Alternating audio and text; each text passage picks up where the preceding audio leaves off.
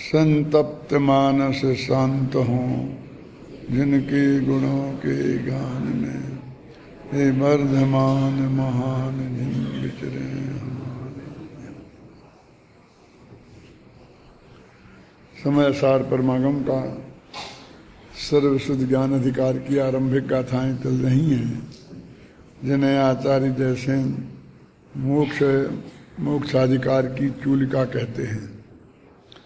अभी अभी आप 320वीं गाथा की अंतिम पंक्ति पढ़ रहे थे और उसमें स्पष्ट रूप से ये बात आई थी कि इस तरह ज्यों दृष्टि त्यों ही ज्ञान अकारक अवेदक सिद्ध हुआ, ऐसा उसमें पंक्ति थी ना।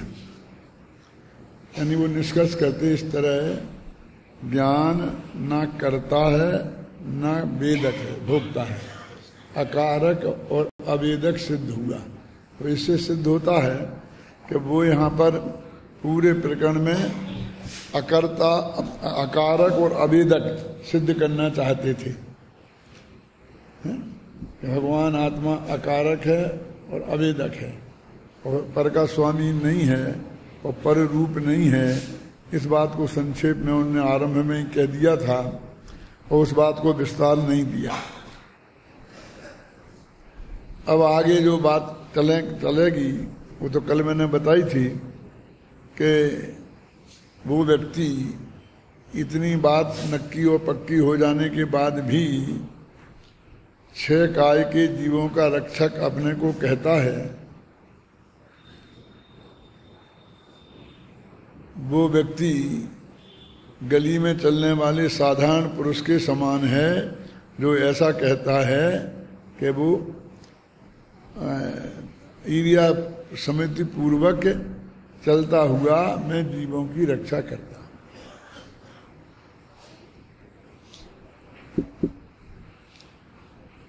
अब वास्तव में हमें और आपको भी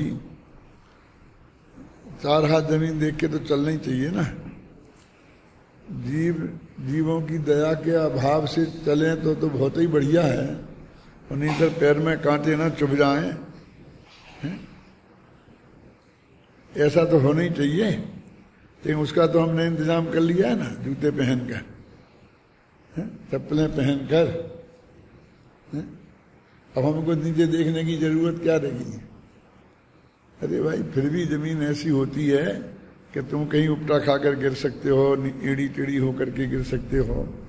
वो तो हर दृष्टि से ही ठीक है, कहते नहीं वो जीवों की रक्षा की बात ही प्रमुख है। तो कहते जीवों की रक्षा तो भगवान आत्मा तुम कर नहीं सकता, और तुम उसका अकारक और अवेदक है। मैंने अपने इस प्रकरण में अंत में कहाँ पहुँचने वाले हैं वो मैंने आपको दृष्टि बताई है। और अभी जो अपनी वो एक गाथा है ना, 2 गाथाएं कल की थी, कौन सी की थी? 14-15, 8 से 11, फिर 12, 13, 14, 15 हो गई, 16वीं गाथा। अब 16वीं गाथा आज अपन को चलानी है, तो 16वीं गाथा को पढ़ें, उसका पाठ करें, पद्यानुवाद करें।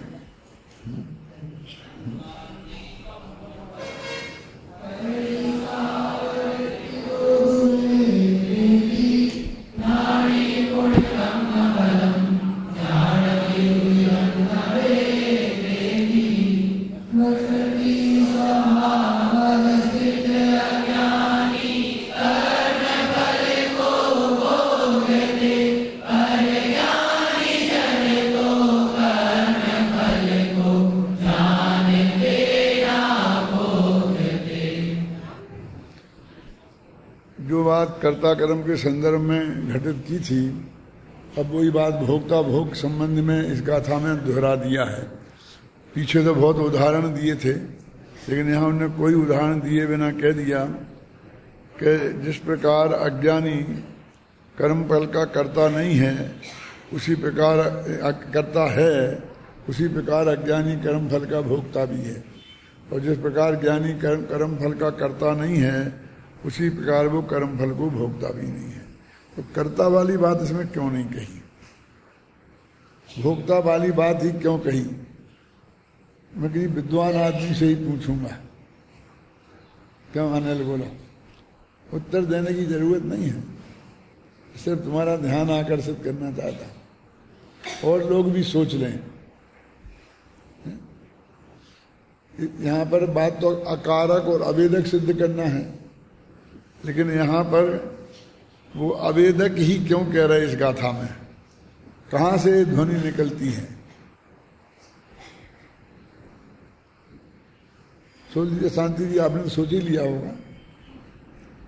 देखो लिखा ना, कम फलम अनंतम, कि अनंत कर्म फल को, तो कर्म फल को किया नहीं जाता है, भोगा जाता है। जब करने की बात आती है तो कर्म की आती है, और जब भोगने की बात आती है तो कर्म फल की बात आती है। अभी आगे जाकर के मालूम है गाड़ी कहाँ ढुलेगी, कि आत्मा कर्म चेतना और कर्म फल चेतना वाला ज्ञानी आत्मा कर्म फल चेतना और कर्म चेतना से रहित होता है, और ज्ञान चेतना से सहित होता है, और उसी की ये भूमिका है। आप जानते हैं कि चेतना बोले, चेतना जीव का लक्षण है, तो बोले जैसे लगता है उपयोगो लक्षणम, तत्वा सूत्र में लिखा ना, उसकी जगह ऐसा भी आता, चेतना लक्षणो जीवा। तो उपयोग और चेतना ऐसा दोनों क्यों लिखा? क्योंकि चेतना के भी दो भेद हैं, ज्ञान चेतना और दर्शन चेतना, और उपयोग के भी दो भेद हैं। कौन? ज्ञान और दर्शन उपयोग, दर्शन उपयोग, इसलिए कोई फर्क नहीं पड़ता। यानी वास्तव में चेतना जीव का लक्षण है, तो वो चेतना में ज्ञान दर्शन दोनों आ जाते हैं। इसलिए कई जगह तो अकेले चेतना को ही गुण कहा, और आया ना अपनी शक्तियों में, पहले चित्ती शक्ति है, और फिर दृष्टि शक्ति, और फिर ज्ञान शक्ति है। तो चित्ती शक्ति का ही विस्तार है, ज्ञान शक्ति और दृष्टि शक्ति। अभी मैं आपको ये बताना चाहता हूं कि जगत में 3 चेतना वाले जीव होते हैं, एक कर्म चेतना वाले, एक कर्म फल चेतना वाले, और एक ज्ञान चेतना वाले। सबसे ज्यादा बुरे कौन हैं? सोच लो मन में ही। तो ये कर्म फल चेतना वाले, बस इनको भोगूं भोगूं भोगूं भोगूं भोगूं ही रहता है। उनमें ऐसा करूं करूं करूं ऐसे विकल्प नहीं रहते हैं। ये जो खासकर एक इंद्री से लेकर के असेनी पंचेंद्री तक के जीव हैं, वो ऐसे ही हैं।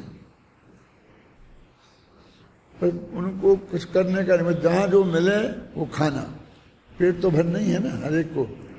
और फिर 5 इंद्रियों के जिसकी जितनी इंद्रियां हैं, उनके विषय जहां से जो लगे अनुकूलता और प्रतिकूलता का वेदन करते रहते हैं। वो उन्हें ऐसा कोई करने का विकल्प, ऐसा मन ही नहीं है जो करने की बात सोचें।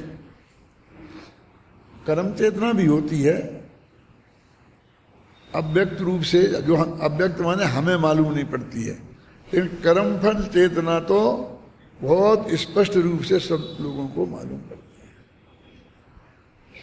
है। हमारी माताएं बहनें भी कर्म फल चेतना की प्रधानता वाली होती हैं, नाराज मत होना।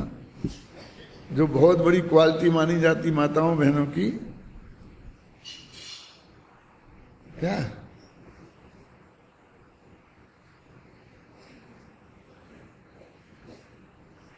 बस मतलब ये है करने के विकल्प कम हो अपेक्षाकृत, और भोगने के विकल्प ज्यादा हो, उन्हें कर्म फल चेतना वाले करते हैं। और जो करने के विकल्प ज्यादा हो और भोगने के विकल्प कम हो, उन्हें कर्म चेतना वाला कहते हैं। कुछ माताएं बहनें कर्म चेतना की प्रधानता वाली होती हैं, उन्हें बढ़िया बढ़िया पकवान अपने बच्चों को और पति को खिलाने का बहुत राग होता है, उतना खाने का नहीं होता है। अंत में बचें तो थोड़ा खा लें, ना बचें तो न खा लें। जो चीज पसंद नहीं है घर में वो बचे तो वो ही खा के काम चला लें। क्यों? लेकिन उन्हें इस बात में बहुत संतुष्टि होती है कि भाई पति और बच्चे खुश हुए। करने करने करने करने जो व्यवस्थापक टाइप के जो पुरुष होते हैं ना, उनकी भी यही नेचर होता है। एकदम बढ़िया व्यवस्था होनी चाहिए, सब लोगों को अच्छी जगह बैठने की जगह होनी चाहिए, कुर्सी वाले को कुर्सी मिलना चाहिए, हर एक के कान में आवाज पहुंचना चाहिए। इस सारी व्यवस्थाओं में उसका माइंड घूमता रहता है और फिर सब लोग जब शांति से सुनते रहते हैं तब उस रिलैक्स होकर थोड़ा आराम करता है, थक जाता है ना वो। उसका जो फल है जिसके लिए जो किया ना, उसके भोगने का उसे विकल्प नहीं है, उसे तो करने का विकल्प ज्यादा है। उसे ये नहीं सुनना है कि आज प्रवचन में एक बात बहुत बढ़िया आई थी, उसे तो ये सुनना है कि एकदम व्यवस्था अप टू डेट थी, भोजन में बराबर बढ़िया था, हैं, सब परोसने की व्यवस्था भी बढ़िया थी, कोई चीज की कमी नहीं पड़ी। जो व्यवस्था के वाले लोग होते हैं उनकी धीरे धीरे प्रवृत्ति ऐसी हो जाती है। क्या वे, और देखो ये कर्म चेतना वालों को तो गीता ने सबसे बड़ा धर्मात्मा कह दिया। गीता का जो सम्यक दृष्टि है ना, गीता में जिसे सम्यक दृष्टि माना है, सम्यक दृष्टि का नाम क्या है मालूम? गीता में नाम अलग है, मैं तो अपनी भाषा में बोल रहा हूं। किसी को मालूम है तो हाथ उठाओ, पूछूंगा नहीं, बस हाथ उठा दो, जान लूंगा कि तुम मालूम है। पूछने में ये दिक्कत होती है कि ज्यादा भब्बड़ हो जाती है। स्थित प्रज्ञ, गीता का शब्द क्या है? स्थित प्रज्ञ। स्थित प्रज्ञ का क्या अर्थ है? कि जो भी स्थिति है बस उसको सहज भाव से जानो, देखो। स्थित प्रज्ञ। और वो इसलिए कहते हैं कर्मण्येवाधिकारास्ते मा फलेषु कदाचन। बेटा तुम तो किए जाओ, फल की चिंता मत करो, उसको मैं देख लूंगा। मैंने फल के वाले में विकल्प मत करो, तुम्हें फल मिला कि नहीं मिला, तुम्हें भोगने को मिला कि नहीं मिला, फिर करो करो करो करो। तो यानी कर्म फल चेतना से कर्म चेतना तक गीता आई है? क्या? और वो कहते कर्म फल सब भगवान को समर्पित कर दो। क्या ये भगवान को समर्पित कर दो माने का क्या अर्थ होता है ना? उसके संस्कार अपन लोगों में भी आए हैं। कैसे आए हैं? कि बढ़िया से बढ़िया काम करना, अच्छे से अच्छा धर्म लाभ लिया और कहना कि देखो साहब गुरुदेव के प्रताप से सब कुछ बहुत बढ़िया हो गया।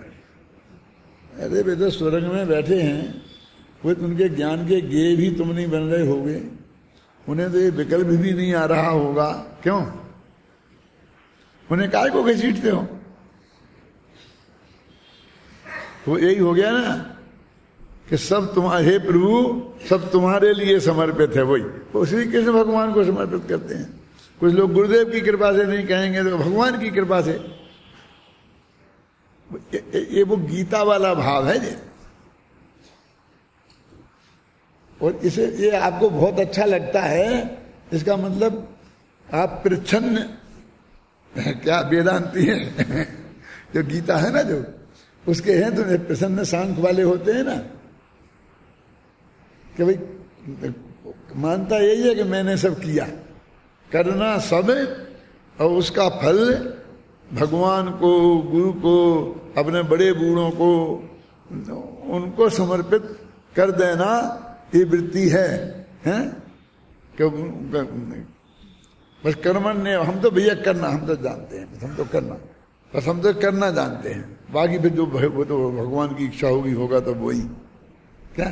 और भगवान को इच्छा वाला भी बना देते हैं। भगवान की कोई इच्छा होती है? इच्छा वाला कोई भगवान होता है? नहीं, हमने उनको थोड़ी कहा, ब्रह्मा विष्णु महेश को, ना अल्लाह खुदा को। हम तो भगवान महावीर की इच्छा की बात करिए भैया। तो समझता है कि बस मैं तो भगवान महावीर का नाम जोड़ दिया तो जैनी हो गया। कैसे जैनी हो गया? मैं कोई शब्द का प्रयोग नहीं करना चाहता हूं। यदि उनने छोटी गलती की तो तुमने बड़ी गलती की, क्योंकि उनने तो एक रागी को ही कर्ता बनाया था, तुमने तो एक बीतरागी को कर्ता बना दिया। उनने तो इच्छा वाले को ही उसकी इच्छा बताई थी, और तुम तो जिसके इच्छा नहीं है उसके माथे पर भी इच्छा मर दी। सच बोलो छाती पे हाथ रखकर, ये हमारी सारी प्रवृत्ति है ना, तो इस प्रवृत्ति को हम एक गुण मानते कि नहीं मानते? बढ़िया। वो आदमी तो बिल्कुल अभिमानी नहीं है, निराभिमानी है। क्या समझ गया? अभी उसको मानते जितने जितने गुण बढ़िया बढ़िया विशेषण हम दे सकते हैं वो सारे विशेषण हम उन्हें देते हैं। तो हम इस सिद्धांत के रूप में देखो तो वो जो कर्म की बात, अब जैन दर्शन कहता है कि ना आत्मा करता है ना भोगता है। भोगता माने कर्मफल चेतना ना धर्म है और ना कर्म चेतना धर्म है, कि ना करने के विकल्प धर्म है और ना भोगने के विकल्प धर्म है। ख्याल में आई ना? तो क्या है, मैं तो सहज ज्ञाता दृष्टा हूं, मैं भी जानने देखने वाला हूं, ये सब मैं नहीं बोलने जाता हूं। क्योंकि उसने कहता कि अभी मेरा एक काम रह गया मेरे जिम्मे, जानना देखना। अरे जानना देखना भी मेरा काम नहीं है। कि क्या कह रहे? कल तक तो ऐसी कह रहे जानना देखना हमारा काम। जानने में आ जाए और देखने में आ जाए तो उससे इनकार नहीं करना, उसका ऐसा हमारा जानने का स्वभाव है। समझ में ना? क्या माना? वो जानने देखने का बोझा उत्तम चंद जी हमारे माथे पे नहीं रखना है। क्योंकि मैं देखना तो मेरी ड्यूटी है ना, कि सारे सब लोगों ने किया है, लेकिन आप निगाह तो रखो। क्यों? क्योंकि मैं कोई निगाह फिगाह रखने वाला नहीं हूं, लेकिन आप बताते तो सब रहते हो गए ये हुआ, आ जाता तो जानने में। ख्याल नहीं ना? जो जान लेता हूं, जो नहीं आता है वो नहीं जानता हूं। मेरा मतलब समझ गया ना? सहज उदासीन भाव से जानने का स्वभाव है, माने रस पूर्वक जानने का स्वभाव नहीं है। क्योंकि रस तो राग है, जानने का भी रस वो तो एक राग है, भगवान आत्मा का वो स्वभाव नहीं है। तो ये अपन पढ़ रहे थे ना, प्रकृति स्वभाव स्थित अज्ञ जन ही नित्य भोगे कर्म फल, पर नहीं भोगे विज्ञ जन वे जानते हैं कर्म फल। अब बड़ा अटपटी बात है जी। गुरुदेव श्री भी बोलते थे और अपन सब खेमचंद भाई भी बोलते थे कि भैया बस मैं तो ज्ञाता दृष्टा हूं। एक और के खेमचंद भाई जब अपने बुंदेलखंड में आए, पहले दौरों पर गुना में, भोपाल में, कई जगह आए, तो मैं भी उसमें शामिल था, अशोकनगर में था। तो खेमचंद भाई एक बात कहा करते थे, यदि किसी श्रोता को थोड़ा अंदाजा हो तो, कि भैया हम तो अपना स्वाध्याय करते हैं, अब किसी को सुनना हो तो सुन ले, नहीं सुनना हो सुन ले, समझ मान ले तो मान ले, नहीं मानना हो नहीं माने। तो मेरे गले नहीं उतरती थी बात कि क्या बात करते हैं, स्वाध्याय करते हैं, स्वाध्याय करते हैं। तो अपने रहते ना सोनगढ़ में, वहां करते स्वाध्याय। यहाँ आकर फिर गद्दी पे बैठ के फिर इसकी स्पीकर पे स्वाध्याय करते हैं। क्यों? स्पष्ट प्रवचन करने आए हैं, प्रवचन कर रहे हैं, अभी मुफ्त की है ऐसी भाषा बोलना एक कोई ठीक नहीं है, ऐसा बराबर मुझे लगता था। गुरुदेव के में ये लगता था कि गुरुदेव सच्ची बात ही कह रहे हैं। क्यों? कि गुरुदेव बिल्कुल जो समय सार चला रहे हैं ना, वो गाथा। अभी ऐसा होता था कभी कभी तो बहुत अच्छे अच्छे विद्वान लोग भी आके सभा में बैठ जाते थे, और कई दफे 10-20 लोग 50 लोग ऐसे बैठे रहते थे, बिल्कुल बुढ़े पगड़ी वाले, यानी काला अक्षर में कुछ समझ में नहीं आता था, प्राण वचन गुरुदेव बोलते रहते थे। वे जानते थे सब। उसका प्रमाण क्या है ज्ञानचंद जी? कि बीच बीच में गुरुदेव बोलते हैं ना, सेठ प्रवचन कर रहे, बढ़िया बढ़िया बातें कह रहे, समझाई छे काई, सेठ याने फुर्सत थी नहीं, आगे बैठ गया है, समझता नहीं, क्या करे, विवेक नहीं, ऐसा बोलते और फिर अपनी बात कहने लगते। वो उनको ख्याल में आता है, इसकी ख्याल में कुछ नहीं आ रहा, वो तो आंख से पता चल जाता है ना। हमें भी पता चल जाता है कि हम जो बोल रहे हैं, तुम्हारी आंख देखें तो हमें पता चल जाता है कि तुम्हारी समझ में कुछ आया कि नहीं आया। गुरुदेव को भी पता चल जाता। तो फिर भी वो उसी गंभीर विषय को उसी गंभीरता के साथ प्रवचन में बोलते रहते। तो ये उनका सचमुच स्वाध्याय हुआ। कभी तो अपने अध्ययन के लिए स्वाध्याय के लिए कर रहे हैं, ख्याल में है ना।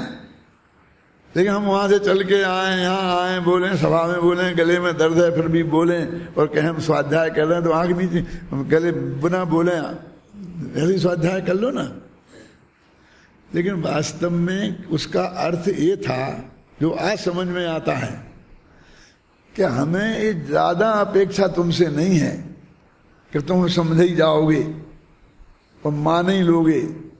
समझो तो ठीक, मानो तो ठीक, हमें जो विकल्प आया वो हमने समझा दिया जी। और अब हमने तो अपना स्वाध्याय कर ये उतना सा कि हम ज्यादा अपेक्षा लेके नहीं बैठे हैं, इस बात को वो उस भाषा में व्यक्त कर देते। क्या अब ये गाथा आई, अब इस गाथा में ये प्रकरण आया, अब हमें देख के कि तुम्हारी समझ में नहीं आएगा और वो बात छोड़ दें, तो फिर वो बात कब कहेंगे? फिर वो बात तो बिना ही कही रह जाएगी ना। तभी वो पूरी बात कह देने चाहिए ना। तो वो ये कहते हैं कि एक वो कर्म चेतना बता दी ना, दो तीन उदाहरण दिए, उसे आपकी समझ में आ गई होगी। अब अश्रेणियों को कर्मफल चेतना होती है, ये तो समझ में आ गई ना। अब उनको कोई करने का विकल्प तो होता नहीं, जो भी अनुकूलता, ठंडी हवा आई तो उसे भोग लिया, तो ऐसा अच्छा रहा, थोड़ा अच्छा है। गर्म आई तो उसे भोग लिया है? अब ये बेचारे पेड़ क्या करें? ऐसा तो है नहीं कि गर्मी बहुत सूरज की है तो थोड़ी छाया में फॉल के भीतर चले जाएं हैं? अबे तो वहीं खड़े हैं, उन्हें इसके अलावा और क्या है? बरसात आए, ओले गिरे, गर्मी हो, सर्दी हो, उनको तो उसके भोगने के अलावा और क्या है? हैं? तो ये कहते हैं कि ना हम करता है और ना हम भोगता है, हम तो ज्ञाता है। अब ये बात भोक्ता की चल रही। जब भोक्ता माने कर्मफल चेतना ज्यादा खोटी है कर्म चेतना से। वैसे तो दोनों अज्ञान चेतना के भेद हैं, तो उसमें कम ज्यादा खोटी का भेद करना कोई समझदारी का काम नहीं है, लेकिन फिर भी तो पहले कर्मफल चेतना को कहना था ना शांति जी, कर्मफल चेतना को। कर्म चेतना की बात पहले क्यों करी? कि भैया एक कर्तृत्व की बात है, जो कर्तृत्व जो कर्म चेतना वाले जीव ज्यादा सामने बैठे हैं। कर्म चेतना वाले, जब आपने देखा होगा बचपन में कर्म फल चेतना की प्रधानता रहती है। जो चीज भी बच्चे को आएगी मुंह में, ये तो अग्नि को उठाएगा तो उसे भी मुंह में डालेगा वो, क्योंकि उसकी रसना इंद्री प्रबल रहती है, इस पर इंद्री विशेष प्रबल नहीं रहती है।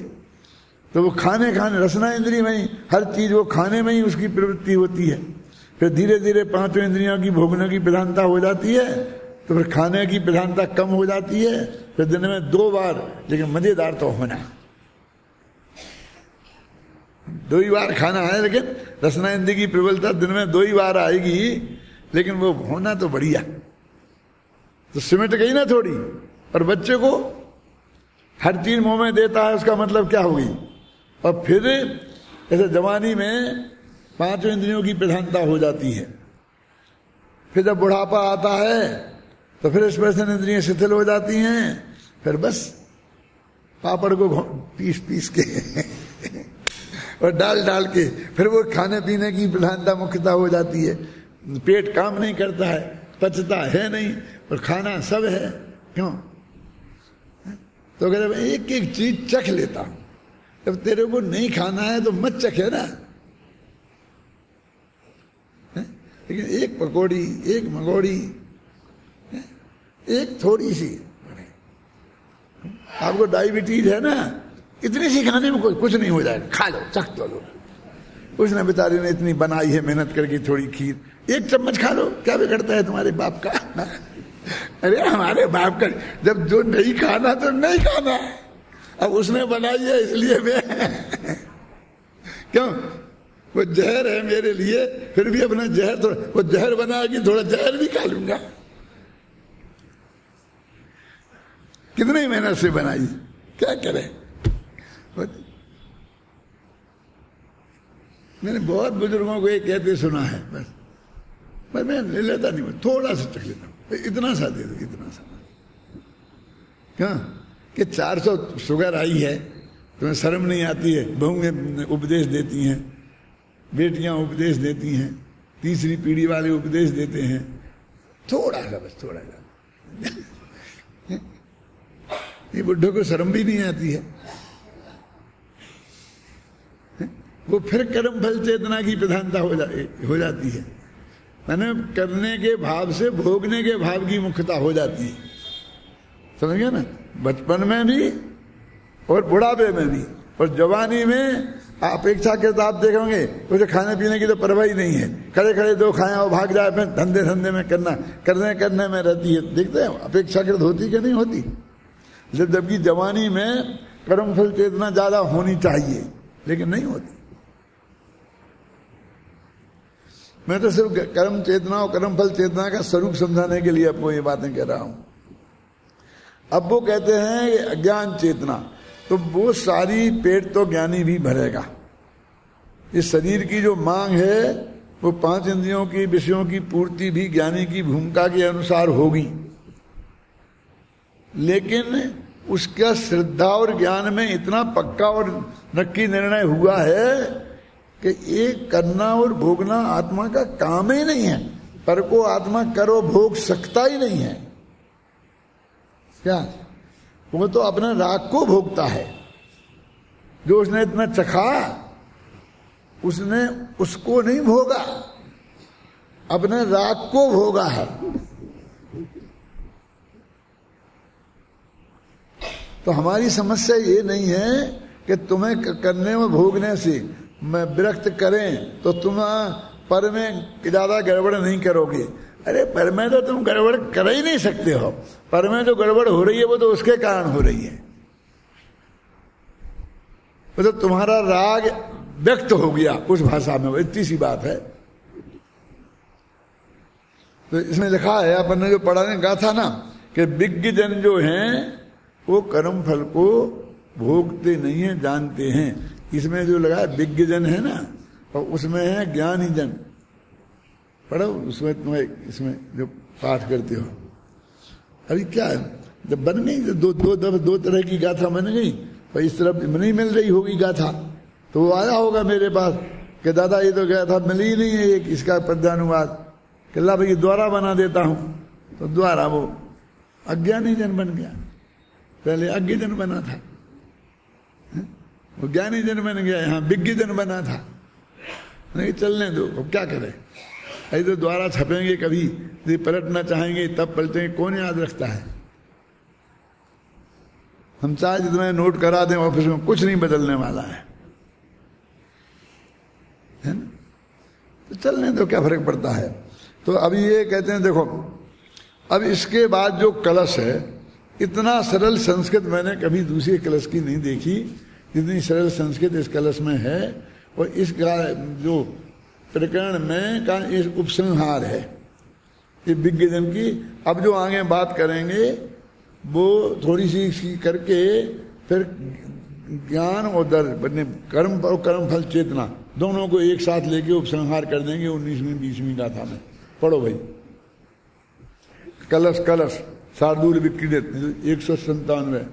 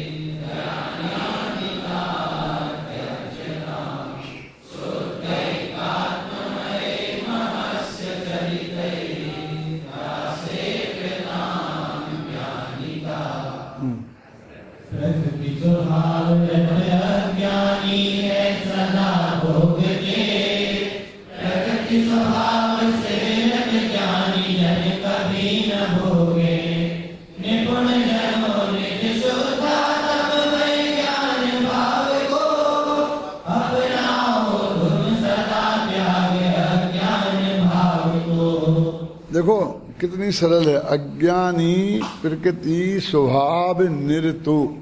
अज्ञानी जीव कैसे हैं? वो प्रकृति स्वभाव माने वो कर्म के उदय, प्रकृति माने ज्ञानाभरणादि प्रकृतियां, उन कर्म के उदय में जो भी परिस्थितियां बनती हैं उसमें लीन है। अज्ञानी प्रकृति स्वभाव निरतो माने औदेक भावों में निरत हैं। और ज्ञानी नीचे की पंक्ति में देखो, और ज्ञानी तू प्रकृति स्वभाव बिरतो, बस वो निरतो की जगह बिरतो कर दिया और बाकी सब वैसे ही का वैसा। अब वहां अज्ञानी था ऊपर, अब नीचे ज्ञानी, एक अक्षर कम पड़ गया। क्या करें, एक मात्रा कम हो गई ना, अज्ञानी का आ हट गया तो उसकी भर्ती के लिए तू लगा दिया, ज्ञानी तू, मैंने ज्ञानी तो, ऐसा कोई गलत सेटिंग भी नहीं हुई, लेकिन वो नहीं होता तो के बिना भी काम चलता है ना, सरल। देखो, अज्ञानी प्रकृति स्वभाव निरतो और ज्ञानी तू प्रकृति स्वभाव बिरतो, है ना, बिल्कुल बिल्कुल उल्टा हो गया। तो एक अक्षर का फर्क है। और नित्यम भवेद बोध को, कि वो नित्य वेदक है। अज्ञानी प्रकृति स्वभाव में लीन है, इसलिए निरंतर वेदक है। वो क्या कह रहे, वो नहीं खा रहा, नहीं पी रहा, 5 इंद्रियों के भोगे भोगों में नहीं है, तो भी वो वेदक है। और ज्ञानी खा रहा पी रहा तो भी लिखना ना जातु चित वेद का, जातु चित माने कभी भी। अब नो जातु वो वेदक नहीं है भाई, वो खा रहा तो भी वेदक नहीं है। लोगों को यही तो कहते हैं तुम खाओ खूब मौज से तो भी अवेदक हो, और हम बेचारे नहीं खाएं तो भी वेदक है। ये माताएं बहनें 3 दिन का उपवास कर दें और यदि सम्यक दर्शन नहीं है तो ये वेदक है, वो खाने का फल भोग नहीं है, हैं? और किसी को सम्यक दर्शन हो गया तो दिन में 3 टाइम खा रहा है और फिर भी अवेदक है। अब ऐसी पोल पट्टी कैसे चले? ये सारी माताएं बहनें सारे पुरुषों को महाभ्रष्ट मानती हैं, होते भी होंगे। अब ये नियम कौन सा देखो, अज्ञानी प्रकृति स्वभाव निरतो नित्यम भवेद वेद को, ज्ञानी ती प्रकृति स्वभाव विरतो नो जातु चेत। अभी मैं नहीं पढ़ पाऊं तो मुझे तो पढ़े बिना फिर चैन नहीं पड़ती है, क्या करूं? मैंने पढ़ भी दिया एक दफे तो क्या करूंगा, कितनी दफे पढ़वाऊंगा? मुझे तो 10 दफे बोलना है जी। क्या बोलना है? अज्ञानी प्रकृति स्वभाव विरतो भवेद वेद का, ज्ञानी तू प्रकृति स्वभाव विरतो नौका दुचेत वेद का, है ना, मेरे क्लियर। देखो हिंदी में पद्यानुवाद भी ऐसे ही किया, बिल्कुल वही शब्द, प्रकृति स्वभाव रत अज्ञानी।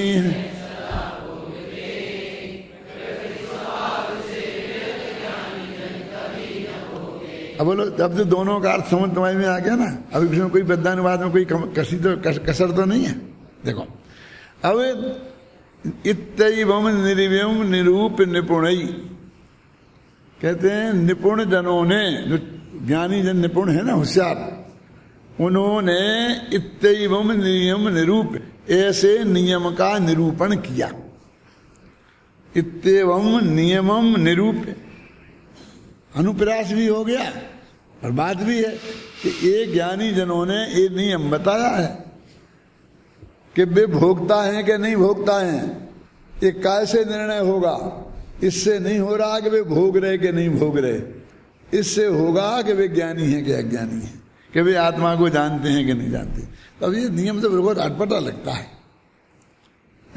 आखिरकार वो इसलिए तो कहना पड़ा ना, मैथिली सेन गुप्त को लिखना पड़ा, मालूम। अब ये कैसा है,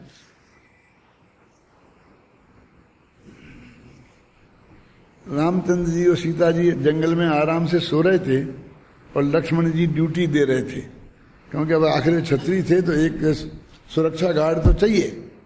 अब कोई सुरक्षा गार्ड तो साथ में भेजे नहीं थे अयोध्या वालों ने, तो वो बैठे थे। अब वहां पर जंगल में विचरण करती करती सूर्पणखा आई। वास्तव में उसका नाम अपने शास्त्रों में चंद्रनखा है।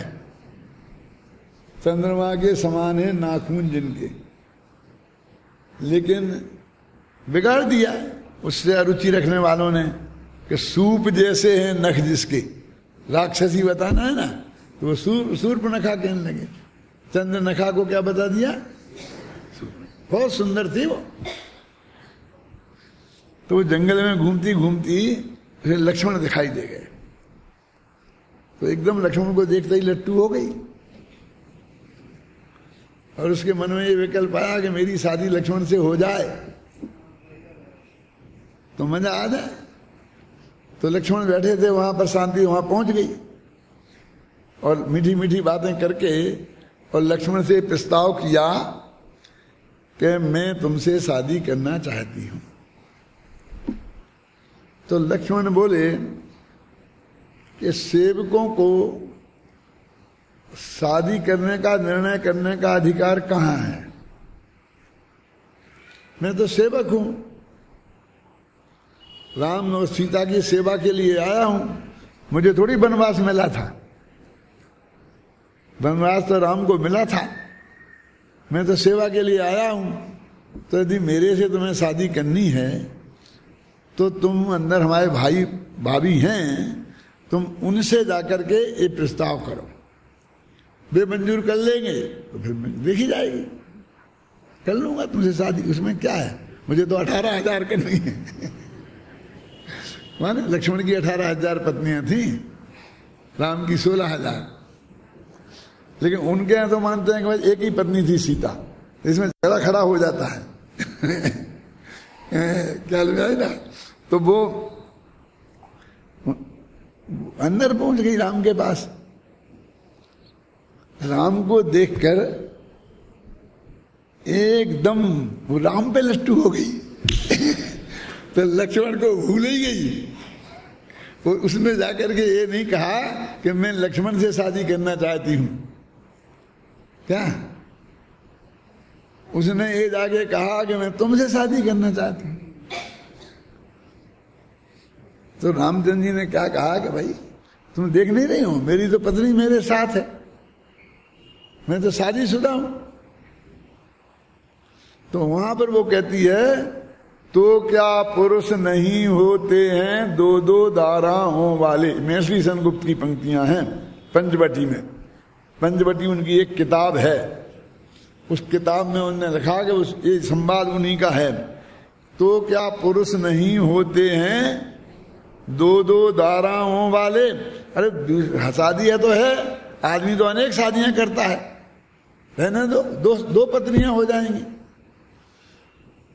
और फिर वो व्यंग्य करती है कि नरकृत शास्त्रों में जितने भी बंधन हैं वो सब हैं नारी को लेकर, और अपने लिए सभी सुविधाएं पहले ही कर बैठे नर।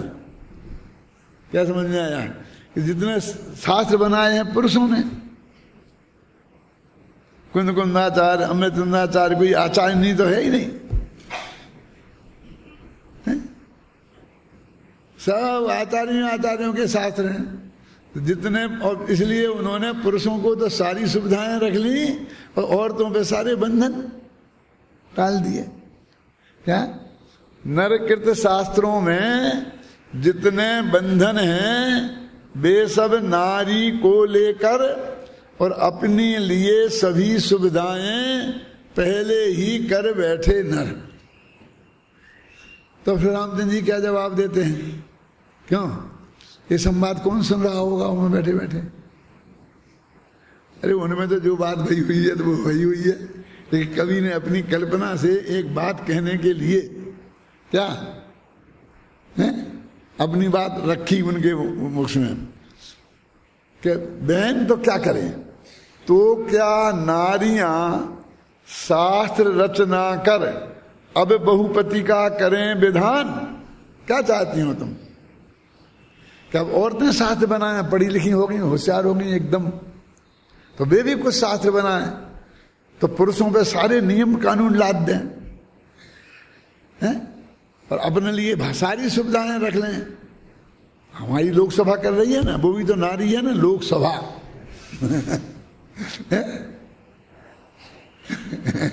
आदमी उनकी तरफ देखे तो ही बिना जमानत का अपराध जेल में डाल दो और वे कुछ भी करें तो कुछ नहीं, क्या करें वो बनाए, ऐसा बना ले। तो क्या नारियां शास्त्र रचना कर अब बहुपति का करें विधान, पर उनके सतीत्व गौरव का करते हैं नरही गुणगान। कि बहन तुम ये क्यों भूल जाती हो कि उनके सतीत्व का गुणगान भी उन पुरुषों ने ही किया है उन्हीं शास्त्रों में। सतियां तो सैकड़ों हो गई हैं और उनके गुणगान किए, सीता के गीत गाए, द्रौपदी के गीत गाए, लेकिन एक भी सत्ता आज तक नहीं हुआ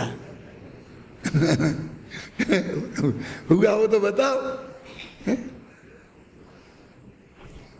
पत्नियों के मरने पर अग्नि में कूद गई, ऐसी सतियां तो बहुत हो गई। पत्नी के मरने पर एक आध आदमी आग में कूदा हो, ऐसा बताओ हैं? मैं तो ये कहना चाहता हूं कि यहां पर जो भी वर्णन चल रहा है वो तो आत्मा की अपेक्षा चल रहा है, ज्ञानी और अज्ञानी की बात नहीं है। ज्ञानी पुरुष भी हो सकता है और महिला भी हो सकती है, अज्ञानी पुरुष भी हो सकता है, महिला भी हो सकती है। इत्येवं नियमं निरूप्य निपुणई रज्ञानिताम त्यज्यताम। अज्ञानियों को इसलिए वो क्या क्या है, प्रकृति के स्वभाव में निरत होने को छोड़ देना चाहिए, अज्ञानिता को छोड़ देना चाहिए। और शुद्धैकात्ममये मयस्य अचलतई रासेव्यताम ज्ञानताम। अपने भगवान में लीनता है लक्षण जिसका, ऐसी ज्ञानीपन का सेवन करना चाहिए। तुम सहज ज्ञाता दृष्टा बनो, ये कह रहे आचार्य। न जानो और न नहीं जानो। क्या कह रहे जी, वे क्या करें कि जानने में आ जाए तो जान लो और नहीं जानने में आ जाए तो मत जानो। क्यों? जानने के प्रति भी सहज भाव रखो। क्यों? मुझे नहीं जानना ये हट आत्मा के ज्ञान स्वभाव का अपमान है, और जानना ये हट उस पदार्थों के प्रति राग का द्योतक है। ख्याल में ना? निपुण जनो निजात निज शुद्धात्म में ज्ञान, क्या है? निपुण जनो निज शुद्धात्म में ज्ञान भाव को अपनाओ तुम सदा, त्याग अज्ञान भाव को। अज्ञान भाव को छोड़ दो। अज्ञान भाव माने, बोल पंडित क्या है? अज्ञान भाव माने कर्म चेतना और कर्म फल चेतना, यहाँ के प्रकरण में। क्योंकि अज्ञान चेतना के दो भेद है ना, और उनकी बात चल रही है। तो अज्ञान भाव को माने अज्ञान चेतना को छोड़ दो और ज्ञान चेतना को अपनाओ, माने कर्म चेतना और कर्म फल चेतना को छोड़ दो और ज्ञान भाव को अपनाओ। चलो भाई, अब कहते हैं अज्ञानी वेदक एवं तू ज्ञानी अवेदक ये वेद नियम में थे। अब इसका नियम बनाते हैं। वही कहता नियमम इत्यैवं नियमम निरूप्य है ना कलश में। अब वो गद्य में कहते हैं कि अगली गाथा में कुंद कुंदाचार्य देव इसका नियम बनाते हैं। मतलब ये है कि एक कलश ये अगली गाथा का उत्थानिका का कलश है। पुराने जितना प्रकरण है उसके निष्कर्ष का कलश है और अगली गाथाओं के उत्थानिका का कलश है। पढ़ो भाई अगली गाथाएं।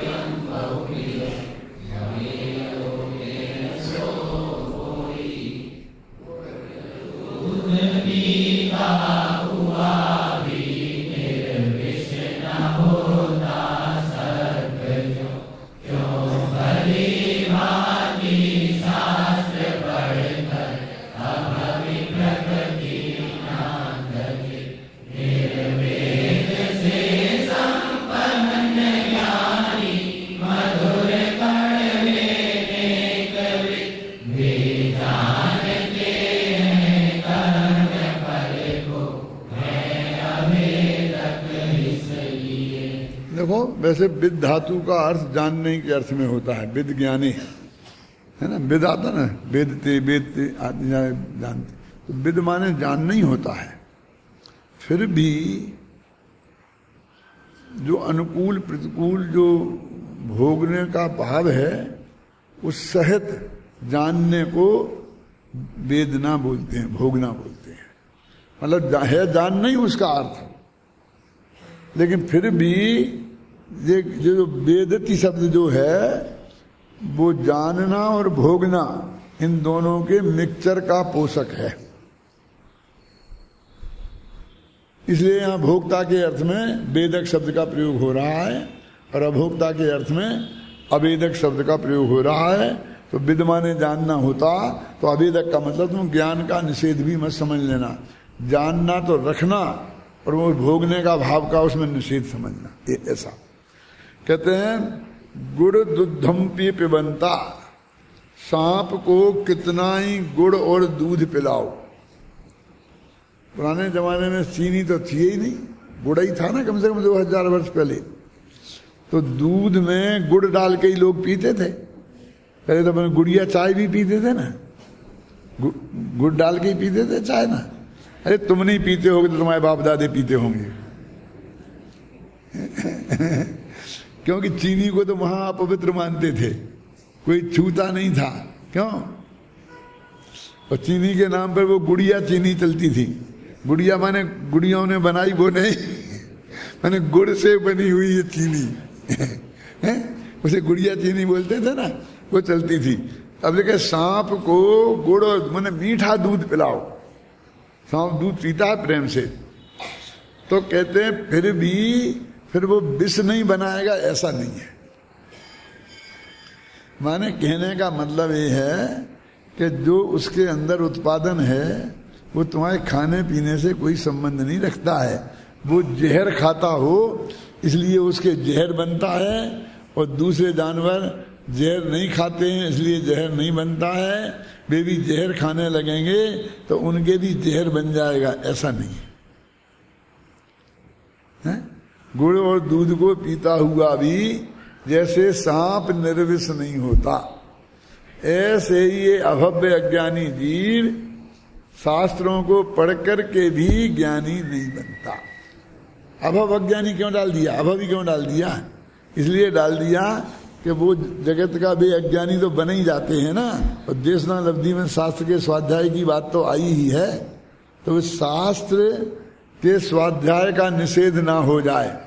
यदि अभवी नहीं डालते तो शास्त्र के स्वाध्याय का ही निषेध हो जाता कि शास्त्र पढ़ करके भी निर्विष नहीं होते हैं, माने मिथ्या तो नहीं छोड़ते। तो ज्ञानी तो छोड़ते हैं ना, भव्य जीव। तो अभव्य जीव अज्ञानियों में अभव्य अज्ञानी पकड़ा कि जैसे अभव्य को कितना ही शास्त्र पढ़ाओ, 11 अंगों 9 पूर्व के पाठी भी हो जाएं तो भी वे मिथ्यात्व रूपी विष को नहीं छोड़ते।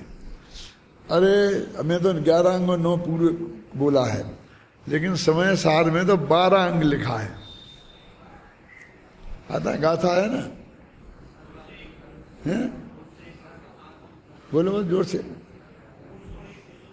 तुम बोलो शांति जी, क्या बोल रहा? बोलो। भाव बरते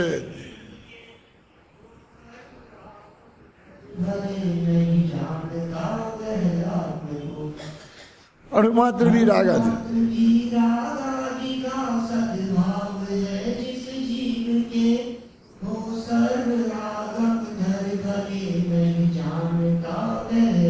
उस सर्व आगम धर लिखा ना यहाँ, उस प्राकृत में भी यही शब्द पड़ा है, सब्बागम धरोबी। उसका अनुवाद है सब्बागम धरोबी। उन्होंने कहा द्वादश अंग का पाठी हो तो भी, लेकिन द्वादश अंग का पाठी अभव्य होता ही नहीं है ना, तो ये ऐसा क्यों लिख दिया? फिर तो तुमने सुधार दिया। अरे सुधार नहीं दिया, सामान्य कथन में ऐसा चलता है और विशेष कथन में फिर वो डिटेल बतानी पड़ती है। ख्याल में है ना? ऐसा उदाहरण दिया बहुत अच्छा, तत्वार सूत्र में लेस्याओं का वर्णन चल रहा है। उसमें लगा पीत पद में शुक्ल द्वि त्रि शेषेषु है, सूत्र याद है? क्या अर्थ है इसका? बोल पीत पद्म शुक्ल दुई त्रि शेषेषु। पीत लेस्या शुरू के 2 युगलों में माने 4 स्वर्गों में होती है। पद्म लेस्या बाद के त्रियुगल माने 6 में, माने 5 में से लेकर 6 गिन लो कितना हो जाएंगी, वहां तक के होती हैं। और बाद के स्वर्गों में फिर राजवार्तिक में देखा तो राजवार्तिक इसी सूत्र की टीका में लिखा कि पहले दूसरे स्वर्ग में पीत, तीसरे चौथे में पीत पद। ये क्या किया कि वहां तो सूत्र में तो ये है ही नहीं ये अर्थ कि तुम अपनी तरफ से कहते और शास्त्रों में है, तो कहते और शास्त्रों की सूत्र जी पे क्यों थोप रहे? बोले हम वार्तिककार हैं, वृत्तिकार हैं, टीकाकार हैं, तो हम कोई अनुवादक नहीं है। अनुवादक में वो टीकाकार में अंतर है, समझते हो क्या है? वो अनुवादक तो बस जैसे भाषा की जगह मक्खी का मक्खी मार दे, और टीकाकार उसका विस्तार भी कर सकता है, तर्क और युक्तियों से उस बात को सिद्ध भी कर सकता है, और आगम के ग्रंथों के प्रमाण भी पेश कर सकता है। जो बात उसमें समझाई गई है उसको पूरी तरह स्पष्ट करना टीकाकार की ड्यूटी है। फिर अपन करने लगे ना, वो तो बहुत टीका टिप्पणी करता है, अब वो भी बदनाम हो गया, क्या करें? कल मैं तू की हालत हो रही थी, आज टीका टिप्पणी की हो गई। ये उत्तम चंद जी तो बहुत टीका टिप्पणी करते। क्यों भैया, क्यों करते हो टीका टिप्पणी? अरे टीका माने वो जो बता रहे थे ना, वृत्ति माने टीका, माने टीका कई तरह की होती हैं, एक उसमें वृत्ति भी टीका है, वृत्ति वार्तिक और फिर कई तरह से नाम उसमें दिए हैं, और उनमें बहुत व्याख्या होती है। वृत्ति में क्या लिखा जाता है, फिर वार्तिक में क्या लिखा जाता है, फिर भाष्य में क्या लिखा जाता है, समझे ना? इसलिए हमने अपनी टीकाओं के नाम ना वृत्ति रखे, ना वार्तिक रखे, ना भाष्य रखे, अनुशीलन रखा। तो वहां उसकी अलग परिभाषा होगी, नहीं तो हम इनके चक्कर में फंस जाते, निकाल गए थे। वृत्ति में तो ये नहीं होता, ये होता है, फलाने में तो ये नहीं होता, ये नहीं होता। टीका टिप्पणी बहुत करते हैं। अरे टीका माने जो कुंद ने की, अमरचंद्र ने की, वो टीका। और टिप्पणी जानते किसे बोलते हैं? बोलो देवेंद्र जी। क्या हम तो करते भी हैं, तुम जानने की बात कहते हो? टिप्पणी माने पूरा अर्थ नहीं करना, और कोई कठिन शब्द हो तो उसका अर्थ नीचे लिख देना, नीचे वो लिखते हैं, उसे टिप्पणी बोलते हैं। समझ गए ना? क्यों? ये बातें सब सरल हैं। अब ये 2 शब्द ऐसे हैं कि जिनका अर्थ लोगों की समझ में नहीं आएगा, तो उसका अर्थ नीचे नंबर डाल के और लिख देना, उसका नाम है टिप्पणी। ये नीचे जो होती है ना, इसके नीचे इधर लाइन डाल के लिखते हैं नीचे, वे सब टिप्पणियां हैं। अब आजकल और नया चला है, पहले डालते उसी पेज की टिप्पणी उसी में, अब पूरी किताब की टिप्पणी अलग से अध्याय में डाल दो, और उसके 8-10 पेज 20 पेज अलग बन गए टिप्पणी के। उन्हें कौन पढ़ेगा? और यहाँ से निकाल करके और वहां जाकर के कौन देखेगा? अब पीएचडी करना है, डीलिट करना है, तो उसे ऐसा ही करना पड़ेगा। यूनिवर्सिटी में वो ही मानना है, और फिर हम वो वहां नहीं करके यहाँ नहीं करेंगे, यहाँ तो हम अपने ही करेंगे। क्यों? कि जिसको देखना है फटाफट नीचे तो देख ले। अब हमारे मुमुक्षु तो वो भी तकलीफ नहीं उठाते हैं, ना नीचे को देखते हैं ना ऊपर को देखते हैं, वो बीच का माल देखते हैं। बीच का माल समझ आए ना? जो हिंदी में हम लोग लिखते हैं ना, वो पढ़ते हैं ऊपर जो प्राकृत है, वो संस्कृत है, वो कोई नहीं पढ़ता। और फिर नीचे पर जो टिप्पणी लिखी गई है वो नहीं पढ़ता। वो बीच का है ना उतना सा, वो पढ़ लेते हैं, वो हम पे कृपा करते हैं। क्यों? ना तो सिर उठाते हैं और ना सिर नीचा करते हैं। मेरे को डॉक्टर बोलता है कि तुम्हारा महीना भर में ठीक हो जाएगी आंख, लेकिन अभी चाहो तुम ऐसे करके देख सकते हो, कुछ नहीं होगा दिक्कत। मैंने कहा वाह रे वाह, मैं अपने श्रोताओं को माथा झुकाऊं? ये मेरे से नहीं होगा, ये मेरे बस की नहीं है। मैंने कहा मैं तो अपने विद्यार्थियों से पढ़वा लेता हूं कि ठीक है। आप समझ गए ना? तो टीका टिप्पणी का मतलब तो हम मालूम क्या करते हैं, हम ये समझते हैं कि ये बात यद्यपि नियम के अनुसार नीचे टिप्पणी में लिखनी चाहिए, फिर भी हम जानते हैं कि शांति कुमार जी पढ़ने वाले नहीं है, शांतिलाल जी। तो हम उसको ऊपर ही शामिल कर लेते हैं। ऐसा कह के उनने कहा है और वो गाथा भी ऊपर लिख देते हैं, उसका अर्थ भी ऊपर लिख देते हैं, जो बहुत ज्यादा महत्वपूर्ण समझते हैं। और ऐसा समझते हैं कि नहीं देखेगा तो नहीं देखेगा, उसको हम नीचे लिखते हैं। अब यूनिवर्सिटी वाले कह सकते हैं कि डॉक्टर साहब को इतना सा नियम मालूम नहीं है कि इसे ऊपर लिखना चाहिए कि नीचे। कह दो, हम उनके लिए लिखते ही नहीं। हमारे तो आप लोग हैं, आपके लिए लिखते हैं। मैं तो अपने बच्चों से कहता हूं, कम से कम 10 दफे तो कह चुका हूं उत्तम चंद जी कि मैंने अनुशीलन बेटा तुम लोगों के लिए लिखे हैं, तुम लोग नहीं पढ़ोगे तो कैसे चलेगा काम। एक दफे नहीं 10 दफे कह चुका हूं। क्यों?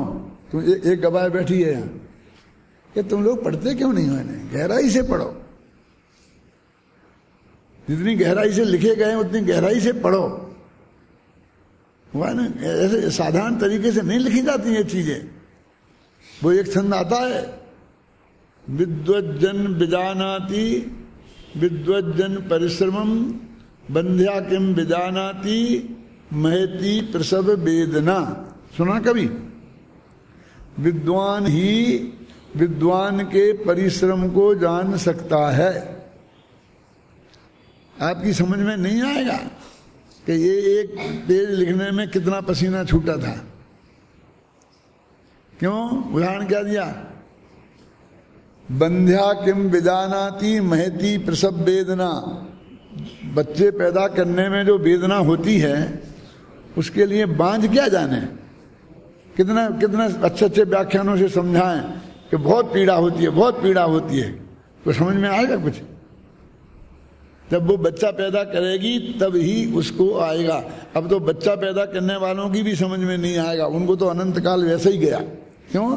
पेट चीर के बच्चा पैदा कर लिया, ये क्या है? और इंजेक्शन लगा देंगे, बेहोश कर देंगे, पता ही नहीं चलेगा क्या हुआ कैसा हो गया। अब वो जो बंध्या किम विजानाति, ये कहानियों किताबों में ही रह जाएगा। क्यों? बंध्या किम विजानाति महती प्रसव वेदना विद्वज्जन विजानाति विद्वज्जन परिश्रमम। अब इसमें फिर वही देखो, उदाहरण व्यतिरेक की है और कथन अन्वयी है। अब अन्वय व्यतिरेक समझाओ। क्यों? बांझ क्यों क्या जाने उसकी वेदना को। तो यहां पर कहते हैं विद्वान ही विद्वान की को जानता है।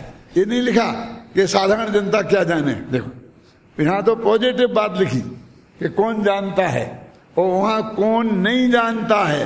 वहां ऐसा लिखना चाहिए था कि जिसने बच्चा पैदा किया है वो ही ये जानती है कि बच्चा पैदा करने में कितनी वेदना होती है। ये नहीं लिखा। तो उदाहरण दिया व्यतिरेकी, सिद्धांत किया अन्वयी। अब है शास्त्रों में उसके नियम।